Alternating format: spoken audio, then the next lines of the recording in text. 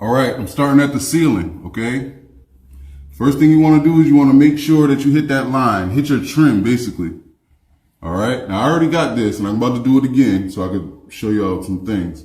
I can't tell if y'all can actually see the difference in the white. Basically, I'm running with a cheap paint.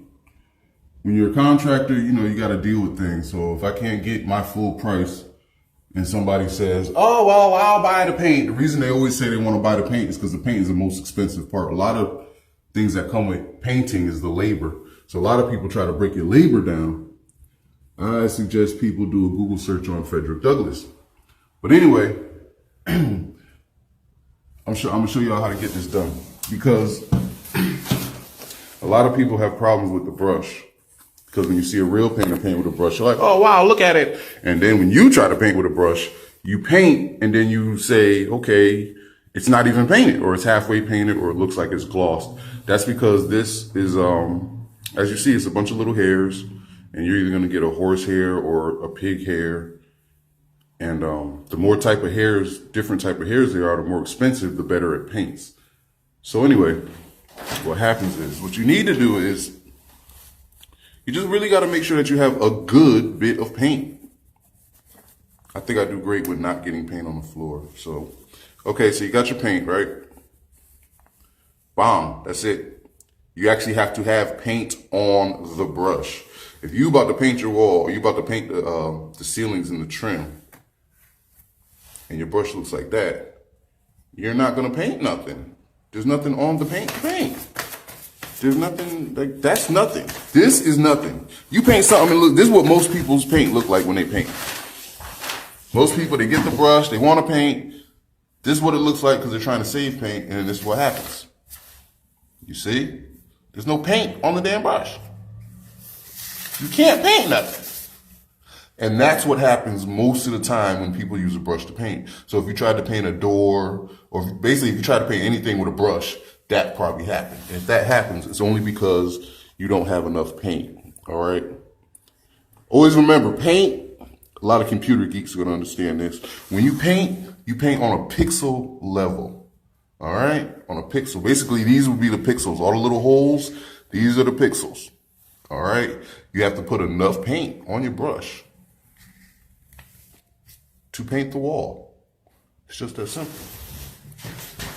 So now, with enough paint, remember, we ain't got to rush.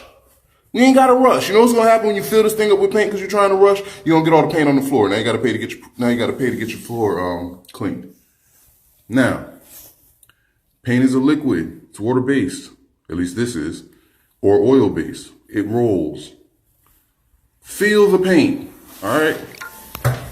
Feel it. Rolls. You'll be able to tell when it's heavy. Now, I'm going right here. I don't know if you can tell it or not, but I'm going to get this right here. Notice the pixels. Notice how it's light. Notice how my paint is still on my brush and not dripping. Been holding it in my hand for at least a minute now. Still not dripping. All right. Now, you take that and you go bomb. Just that simple. That's it. See that? Bomb. That's it. You follow it. And you follow it. You see that little hole right there? Paint is thick, so it will cover up the dang hole. And you flow down. Now right here, now I can use paint to cover that up. Just that quick, just that easy. Bang! I can do that. But actually what I'm gonna do is, I'm about to go make sure I got my caulk, and I'm gonna caulk that.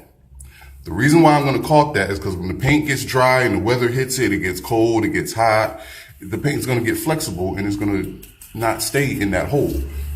A freaking spider or a wasp, especially a wasp, will love that hole. That's why you want to get some caulk, because you want to clog up all the holes so the bugs don't get into it and get to mess with your family, you know? It's a horrible feeling when your child have a bug bite. But anyway, that's how you do that, okay? Brush. Make sure you have enough paint on the brush to paint, all right? These videos are too long. I'll try to make them faster. Bye.